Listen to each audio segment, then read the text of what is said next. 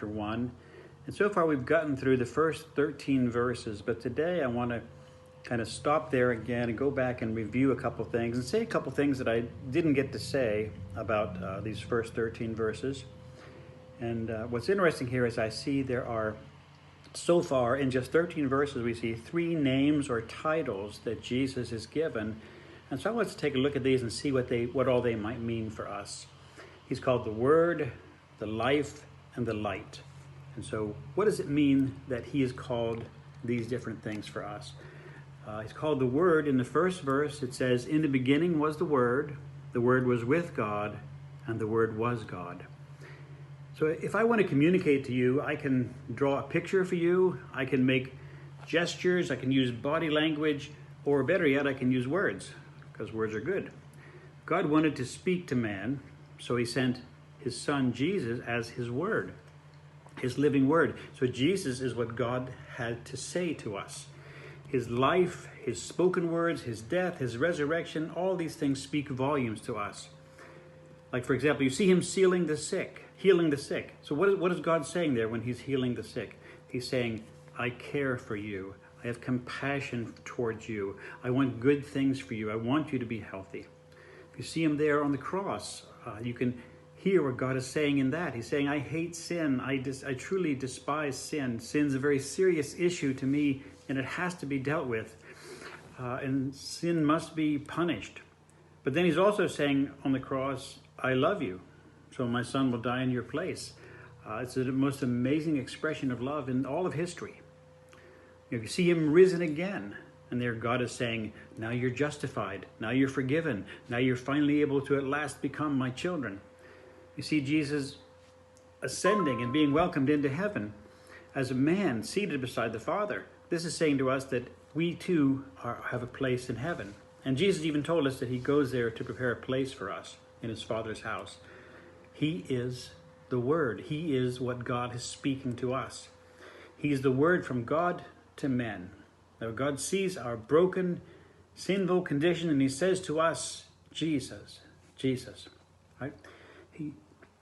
We see our own desperate circumstances, and we speak to the Father, and we say, Jesus. He's, in a sense, he's what we say back to God, right? Because he's our covering. He's what covers us. We're covered by his blood, and so he is our communication back and forth between ourselves and the Father. He truly is the Word. And so that's beautiful. And he's also called the Life, right? In John 1, 4, and 5, in him was life, and the life was the light of men. And the light shines in darkness, and the darkness did not comprehend it or understand it. And he is a life, and this is important because we human beings, we're born spiritually dead because of Adam's sin. When God said to Adam, in the day you eat this fruit, you're going to surely die, Adam did die that very day. And this is the key word that is meant by death in the scriptures, right? It's not that the body immediately died. The body did die eventually. It's not even the soul that died, but it was the spirit that died. And this is significant because God is spirit, and it is through our spirit that we make our connection with God. This is actually how we connect with him, is through the spirit. Our emotions, of course, connect with him too, through our soul, but it's the spirit that brings life. So Adam died in a very real sense that day, and so did we. Did Adam cease to exist? No, and neither will you, ever. Even if you do choose Jesus, you'll always exist. But he ceased to live, and that's a very different thing, right? To exist is not to live. There's a difference between the two. The death that Adam died was a death of his spirit. And that's a death that every person is born already dead in our spirit. The word says, he that believes not shall not see life, but the wrath of God abides in him. So if we're never going to see life if we don't believe, that means we're not going to be born again. We're not going to receive that life in our spirit again.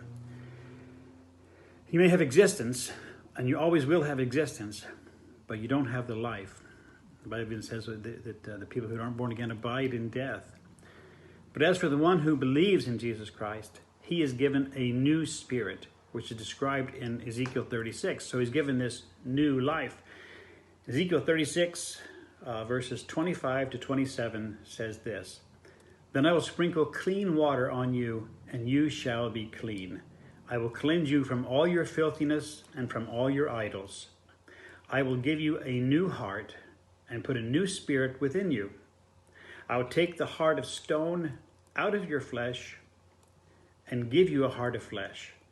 I will put my spirit within you and cause you to walk in my statutes, and you will keep my judgments and do them. So he's going to make this amazing transformation in us. He's going to put this life into us, which is a new spirit, a new heart, and it's going to change us. It's going to make us able to obey him. And Jesus said, he that believes in me, though he were dead, yet shall he live. And he that lives and believes in me shall never die. I am the resurrection and the life. So he even says, I am the life. So when we're born again, we're given this new heart. The old heart is removed, and this new soft-hearted flesh is put into us. And he also says that he puts his spirit within us. You know, an existence without God is like maybe a beautiful palace which has been deserted. It's empty. You can walk through the hallways and there's not a sound, no life, nothing there. It's all death, decay, and emptiness.